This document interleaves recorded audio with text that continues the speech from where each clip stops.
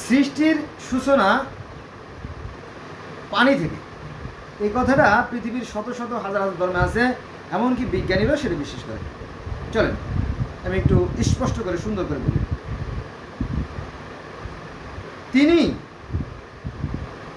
তিনি আকাশমণ্ডলী ও পৃথিবী 6 দিনে সৃষ্টি করেন, যখন তার আরশ পানির উপর ছিল।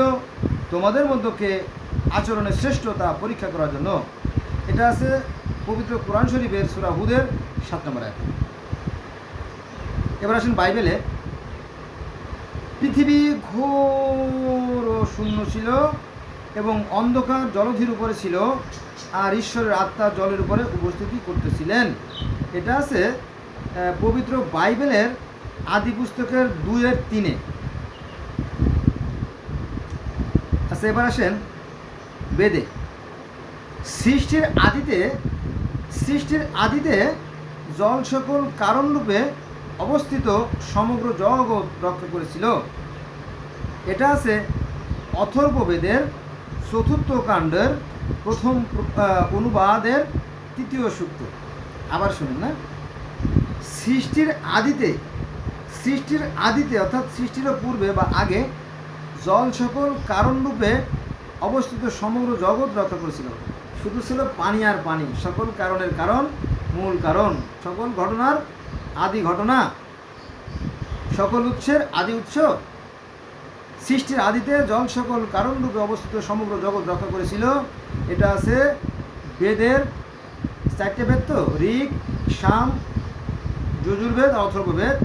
অথর্ববেদের 4th কাণ্ডের 1ম অনুবাকের 2য় সূক্ত। ক্লিয়ার? তো আমি মাঝে মাঝে কথা বলি যে বেদে যা আছে তাওরাত, জবুর, ইনজিল, বাইবেল, কোরআনে তাই আছে, কিন্তু এই নির্বোধরা জানে না, ফলে আমাদের এই ধর্ম নিয়ে যে অশান্তি সেটা আর বসে না। আচ্ছা, এবার আসেন আর একটা। তারপর সেই ফেরেশতা আমাকে জীবন পানির নদী দেখালেন। সেটা স্ফটিকের মতো চকচকে ছিল এবং আল্লাহর শেষ মেষ শিশুর সিংহাসনের কাছ থেকে বের হয়ে শহরের মাঝ দিয়ে বয়ে যাচ্ছিল। সেই নদীর দুধারেই জীবন গাছ ছিল। এটা হচ্ছে জীবন নদী অধ্যায় 27 সিপারা, প্রকাশিত কালাম, ইনজিল শরীফ। ইনজিল থেকে একটা কথা বললাম, তাহলে কয়টা গ্রন্থের কথা বললাম? কোরআন থেকে বললাম, বাইবেল থেকে বললাম, তাওরাত থেকে বললাম, বেদ থেকে বললাম, ইনজিল থেকে বললাম। আরও বলবো না, বেশি বলবো না, আমার কাজ আছে, আমি চলে যাবো এখন কাজের বাইরে। আমি আসলে বন্ধুরা মন চায় যে সুন্দর করে একটু উপস্থাপনা করি, একটু সাজিয়ে গুছিয়ে বলি, কিন্তু আমি এতই ব্যস্ত থাকি যে আমাকে প্রতিদিন অন্তত 7-8 ঘন্টা জার্নি করতে হয়।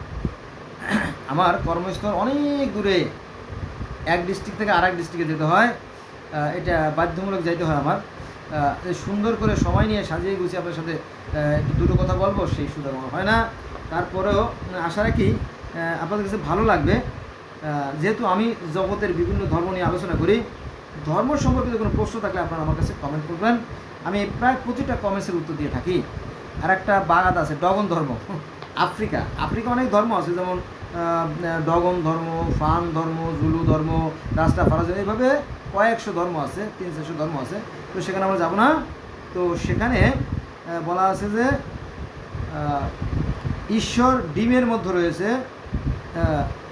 যমজ 2 সত্তা সৃষ্টি হয়, আর তার থেকে পৃথিবীতে সৃষ্টির সূচনা হয়। হ্যাঁ, আর সেই ডিমগুলো ছিল পানির উপর, তাই না?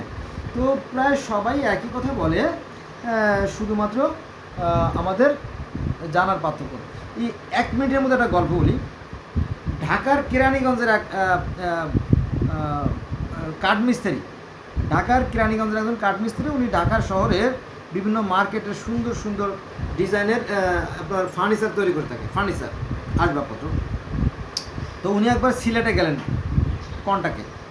তো সিলেটে গেলে ভালোই কাজ করতেছিল, বাজার থেকে রান্নাবান্না করে, ঠিক আছে, বাজার করে, রান্না করে।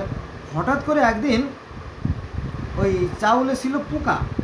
তো ওই চাউল ধুয়ে পরিষ্কার করা বেশ কষ্টসাধ্য ছিল। তো ওই বাড়িও লিখে বললো, ভাবি আপনাদের কুলাখানা দেন, কুলা কুলা।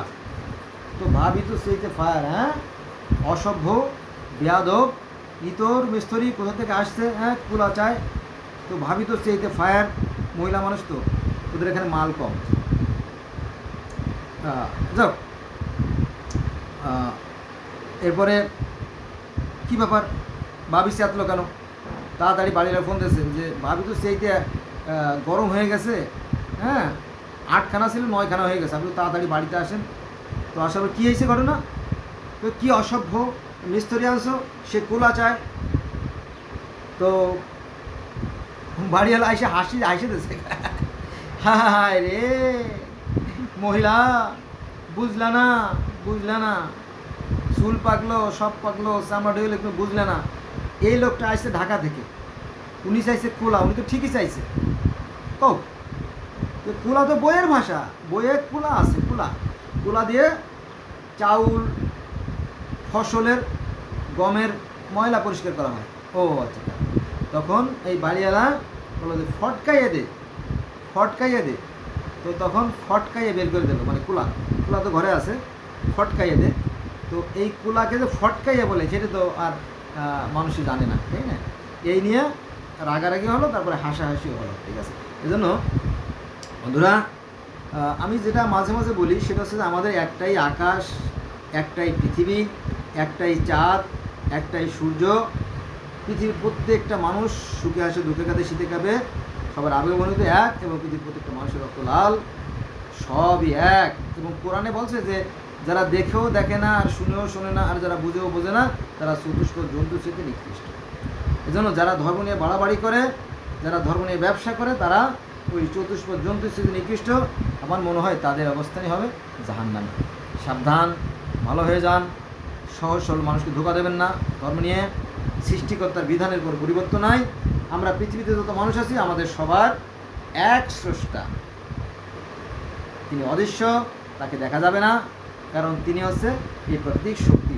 শক্তিকে কখনো দেখা যায় না, শক্তিকে কখনো দেখা যায় না, তবে তিনি আছেন, আমার ভিতরে আছেন, বাইরে আছেন। আজকে এ পর্যন্ত রইল, সব ভালো থাকবেন, আল্লাহ হাফেজ।